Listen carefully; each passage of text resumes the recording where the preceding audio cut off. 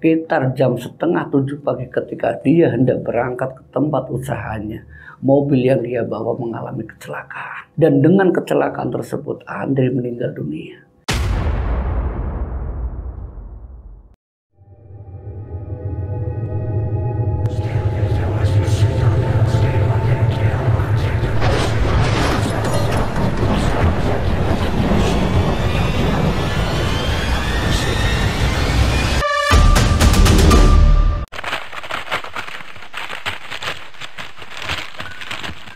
Bismillahirrahmanirrahim. Assalamualaikum warahmatullahi wabarakatuh. Alhamdulillah, jumpa kembali bersama saya Pak Ade di channel Lambe. Di kesempatan kali ini saya akan mencoba menceritakan kisah horor, kisah misteri.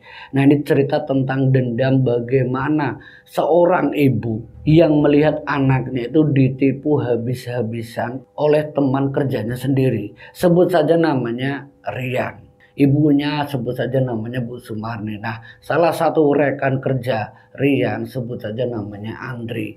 Nah, dalam ceritanya Bu Sumarni ini sangat kesal dengan kelakuannya si Andri. Nah, bagaimana kelanjutan di dalam cerita Bu Sumarni yang nekat melakukan sesuatu yang di luar nalar? Langsung saja kita masuk ke cerita Lambe Ireng. Bu Sumarni yang mengetahui Rian itu ditipu oleh Andri, menghabiskan bukan cuma hanya 1-2 juta, itu tidak, tapi mungkin ratusan juta dari beberapa hektar sawah dijual demi pekerjaan untuk kesuksesannya Rian. Tapi ternyata Andri itu memanfaatkan hanya untuk memeras Rian. Yang alasan dari Andri ini, yang penting kamu titip saham, nanti kamu akan dapatkan hasil yang lebih banyak lagi. Kita 50-50. Tapi waktu itu Rian memilih untuk jangan 50-50. Kamu yang tidak punya modal, kamu yang 30, saya 70. Dan Andri pun menyetujui karena memang rencana awalnya memang sudah busuk. Tapi waktu itu Rian tidak tahu sama sekali kalau niatnya Andri yang mengetahui Rian itu adalah orang kaya. Rian itu diminta sama Andri itu untuk menjual beberapa saham atau sawah yang dimiliki oleh orang tuanya. Jumlah yang tidak sedikit. Yang alasannya Andri waktu itu ke Rian, ini untuk saham kita buka garmen, nanti saham kita akan saya titipkan di salah satu garmen tersebut. Jadi usaha setiap bulannya pasti ada. Kamu jangan khawatir, itu relasi saya, kata Andri. Nah, relasi Andri ini sebut saja namanya Pak Sugiono. Nah, Pak Sugiono yang ketemu sama Rian dan juga Andri itu juga menjelaskan, terima kasih untuk saham modal yang sudah kamu titipkan ke saya. Akan saya gunakan sebaik-baiknya. Akan saya gunakan agar usaha saya ini bisa berjalan. Dalam kurun waktu 3 bulan sampai setengah tahun, memang usaha itu lancar-lancar saja. Rian sempat dapatkan hasil tapi tidak 70%, hanya 20%. Alasan dari Andri, karena perusahaan itu baru bangkit dan belum bisa memberikan apa yang diinginkan oleh Rian. Nah, Pak Sugiono pun menyampaikan perihal yang sama Rian. Nanti kalau sudah berjalan sepenuhnya, mungkin dalam 1 tahun, saya akan mengembalikan apa yang sudah kamu titipkan di perusahaan ini. Dan Rian pun menerima apa yang dikatakan oleh Pak Sugiono. Tapi dalam waktu 6 bulan ke belakang sampai 1 tahun, Pak Sugiono ini tanpa sepengetahuan Rian, dia itu sudah menitipkan semua pembagiannya ke Andri. Tapi Andri ini tidak jujur sama Rian. Dia selalu beralasan semuanya masih digunakan oleh Pak Sugiono untuk memutar perusahaannya. Sampai 1 tahun akhirnya semuanya terbongkar. Saat Rian yang selalu dihalang-halangi oleh Andri untuk ketemu dengan Pak Sugiono, Rian sudah merasa curiga. Kenapa tidak boleh ketemu sama pemilik perusahaan yaitu Pak Sugiono, sedangkan Andri bisa. Andri itu hanya sebagai perantara, sedangkan pemberi modal atau pemberi saham itu Rian. Kenapa Rian justru malah tidak diperbolehkan? Sampai hampir setengah tahun tersebut, 1 tahun perjalanan antara Rian, Pak Sugiono dan Andri itu berlangsung. Rian tanpa sepengetahuan Andri itu datang ke rumah Pak Sugiono. Nah, sewaktu datang ke rumah Pak Sugiono ini menanyakan bagaimana perjanjian awalnya dalam 1 tahun akan dikembalikan semua modal-modal yang sudah dititipkan Andri untuk perusahaannya Pak Sugiono. Nah, jawaban dari Pak Sugiono ini membuat Rian itu tidak percaya. Pak Rian, keinginan Bapak bukannya semuanya sudah terpenuhi. Dan saya akan membagi hasilnya cuma 20% karena saham yang sudah sampean berikan ke saya Pak Rian, itu sudah saya kembalikan semuanya. Saya tidak akan lupa dengan jasa Pak Rian. Maksud Pak Sugiono apa? Pemberian modal. Modal awal yang sudah sampean titipkan ke Andri, semuanya sudah saya lunasi. Lunasi Pak? Saya belum menerima loh Pak. Yang saya terima itu cuma 20%-nya. Sedangkan perjanjian awal saya dengan Andri itu 70%. Pak Rian, maaf. 70% Pak. Sampean bilang 70%. Iya Pak Sugiono. Andri tidak bilang hal seperti itu sama saya. Maksudnya apa Pak Sugiono? Pertengkaran antara Pak Sugiono dengan Rian pun akhirnya terjadi. Sampai Rian itu ngotot sama Pak Sugiono. Pokoknya saya tidak mau tahu Pak. Kembalikan semua modal saya. Dan Pak Sugiono ternyata punya berkas yang sudah menyatakan kalau pemberian modal dari Rian itu sudah selesai, sudah ditandatangani oleh Andri. Nah, Rian sangat kesel sama Andri. Sampai akhirnya Rian itu bilang sama Pak Sugiono, "Sudahlah Pak, setelah tahun depan atau kapannya saya sudah tidak mau lagi berhubungan dengan Bapak. Karena Bapak tidak sepengetahuan saya untuk menandatangani teken kontrak ini. Saya tidak punya hubungan dengan Pak Rian. Pak Rian hanya pemilik modal dari luar. Sementara saya hanya berkaitannya dengan Andri. Karena dialah perantara saya punya perusahaan ini." Jadi untuk lebih jelasnya, sampean datang ke Andri. Nah, sewaktu Rian balik dari rumah Pak Sugiono, dia menemui Andri. Tapi Andri yang ditemui di rumahnya sudah tidak ada. Ini sesuatu yang membuat Rian itu sangat jengkel. 1 tahun apa yang diusahakan Rian yang berjanji pada ibunya akan memberikan sesuatu yang lebih.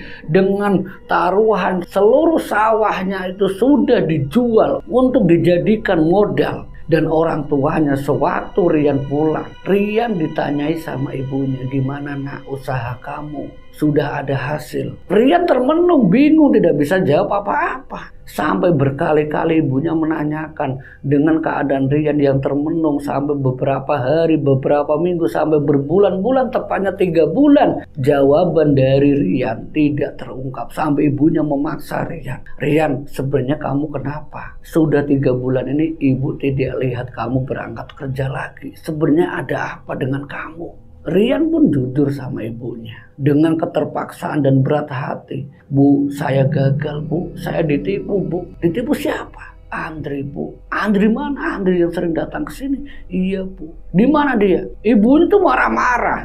Sampai kemarahan ibunya itu Bu Sumarni sama Andri itu meminta Rian untuk diantar ke rumahnya Andri. Tapi Rian menjawab, "Bu, Andri sudah tidak ada di rumah." "Percuma Bu, sedangkan keluarganya pun sudah tidak ada di kampung itu. Dia entah kemana." Kurang ajar, dasar orang biadab. Ini ucapan dari Bu Sumarni, ibunya Rian sendiri. Sampai satu waktu Rian yang memang dalam keadaan depresi, semua kekayaannya seperti ditipu oleh Andri, ibunya tanpa sepengetahuan Rian itu melakukan sesuatu yang sangat-sangat tidak masuk akal. Dari ceritanya Rian, ibunya ini sampai dia rela melakukan sesuatu yang mungkin bagi orang-orang awam itu tidak wajar. Dia itu rela untuk ada di sungai. Itu sampai 7 hari 7 malam. Entah apa yang dilakukan ibunya sampai Rian itu mencoba menghalang-halangi. "Bu, ibu ngapain ada di sungai seperti ini tiap malam?" Sampai bapaknya Rian itu pun menemani ibunya untuk melakukan satu tirakat. Yang ternyata setelah hampir 7 hari 7 malam ibunya melakukan rendaman tubuhnya di dasar sungai.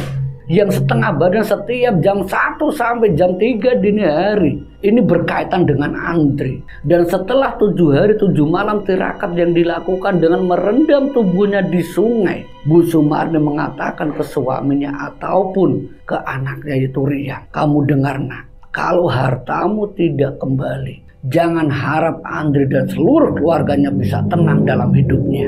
Sampai Rian pun menanyakan, "Bu, ibu maksudnya apa?" Bapaknya mengatakan sama Rian, Rian, dengar Bapak, ibu kamu itu bukan orang biasa. Dulu, sebelum Bapak kamu kenal ibu kamu, dia itu seorang yang sakti. Dia sering dikunjungi orang-orang. Tapi semenjak kelahiran kamu, dia tidak mau dan dia pindah di kampung ini. Dia tidak dikenal di kampung ini. Tapi dia ketika di kampung halamannya, orang-orang itu tunduk patuh sama ibu kamu.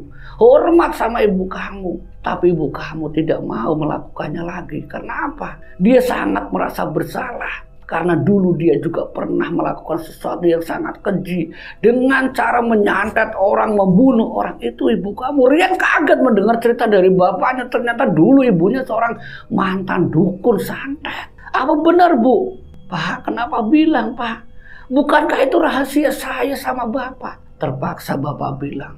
Karena Rian terus menanyakan apa maksud ini. Dan semenjak Rian mengetahui bahwa ibunya ini adalah mantan dukun, mantan orang sakti, orang yang dikagumi. Beberapa hari setelah tirakat yang dilakukan oleh ibunya, yaitu Bu Sumarni, Andri ini datang. Dalam beberapa hari, hanya 3 hari, Andri datang ke rumahnya Rian, menemui Bu Sumarni dan seraya meminta ampun sama Bu Sumarni. Bu, ampuni saya, Bu, ampuni saya. Sampai Rian pun tercengang ketika melihat Andri itu bersama keluarganya datang ke rumahnya, menemui ibunya seraya meminta ampun. Rian bingung, kenapa Andri seperti itu? Tapi dia teringat akan kelakuan Andri yang sudah menipu dirinya, yang sudah membuat ibunya marah. Rian benar-benar emosi. Andri, kamu itu kurang ajar, teman tidak punya akhlak. Kamu benar-benar sudah menipu saya. Kembalikan semuanya. Iya Rian, iya, dan maaf, saya akan kembalikan semuanya. Tapi untuk saat ini saya belum bisa. Saya tidak mau tahu. Pokoknya kembalikan. Saya jadi seperti ini karena siapa? Kamu, Andri. Kamu harus kembalikan juga. Saya kasih waktu 1 minggu. Ibunya Rian belum ngomong. Sambil dia seperti orang yang sangat takut dengan Bu Sumarni. Rian itu masih dalam keadaan dia ada di bawah. Dengan kaki seperti hendak bersujud. Dia seraya meminta ampun. Dan istrinya Andri dan juga anak-anaknya sampai nangis-nangis meminta ampun sama Bu Sumarni. Bu, tolong Bu, maafin suami saya. Bu, tolong maafin suami saya. Dan bapaknya Rian pun menanyakan ke Andri termasuk keluarganya.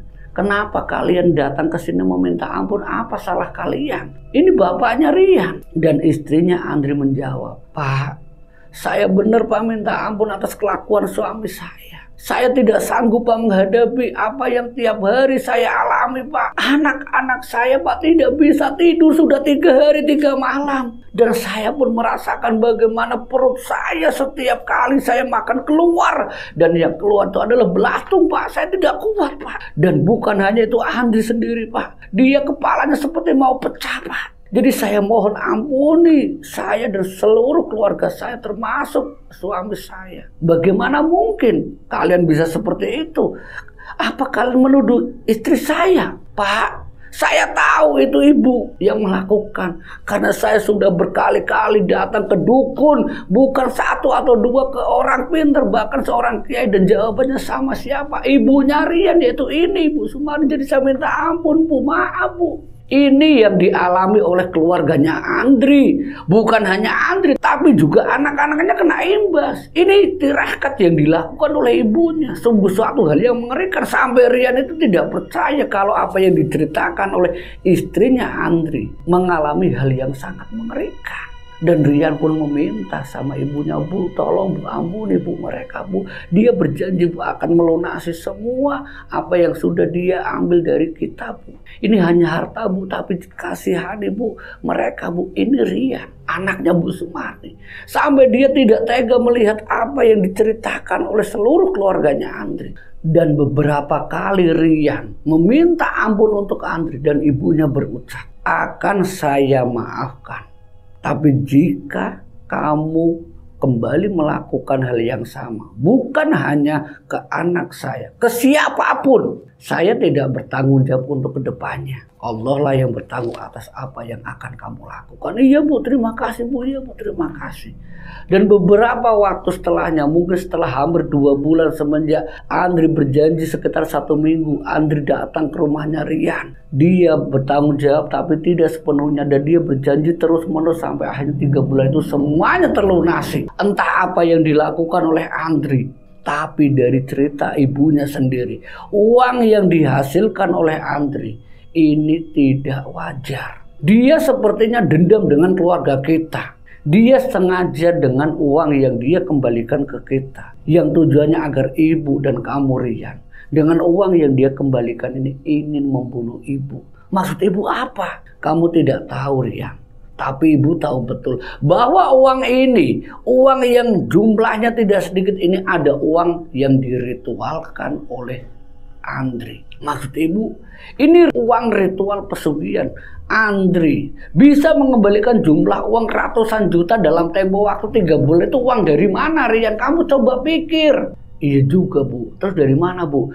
Andri sekarang bersekutu dengan iblis. Dia melakukan perjanjian dengan iblis untuk mendapatkan kekayaan. Dan coba kamu tengok, apakah anaknya itu masih ada? Jangan-jangan anaknya sudah meninggal. Itu kata Bu Sumarni, ibunya Rian. Setelah jumlah uang itu sudah diterima oleh Rian dan ibunya, Rian datang ke sana dan ternyata kabar yang mengejutkan Rian, kalau salah satu anaknya Andri memang sudah meninggal 2 bulan yang lalu. Dan apa yang dikatakan oleh ibunya, yaitu Bu Sumarni, ibunya Rian sendiri, kalau Andri bersekutu dengan iblis berkaitan dengan pesugihan. Dan Bu Sumarni tidak tinggal diam dengan uang yang diritualkan oleh Andri. Uang itu pun tidak serta-merta digunakan oleh Bu Sumarni ataupun keluarganya. Tapi Bu Sumarni mengembalikan apa yang dilakukan oleh Andri untuk Rian, yang tujuannya untuk membunuh Rian. Dan apa yang terjadi dengan Andri?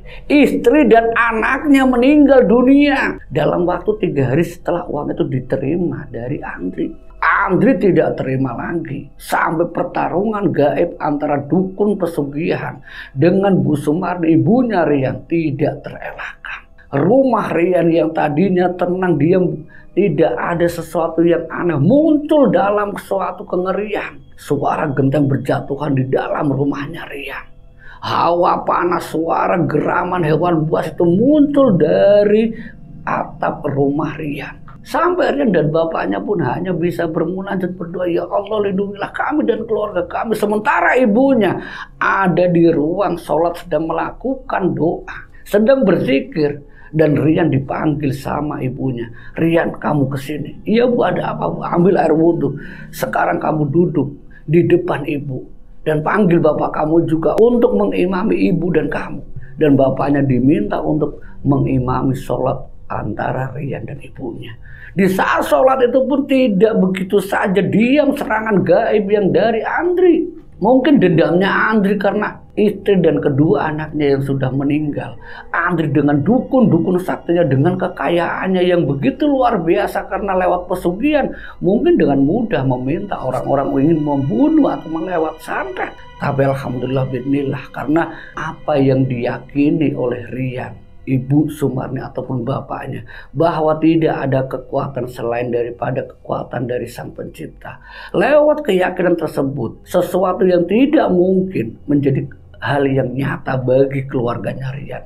Keluarganya Rian bisa utuh, sehat walafiat. Tapi Andri, saat setelah hari itu selesai pertarungan gaib, terdengar kabar kalau Andri sekitar jam 6:30 pagi ketika dia hendak berangkat ke tempat usahanya, mobil yang dia bawa mengalami kecelakaan. Dan dengan kecelakaan tersebut Andri meninggal dunia.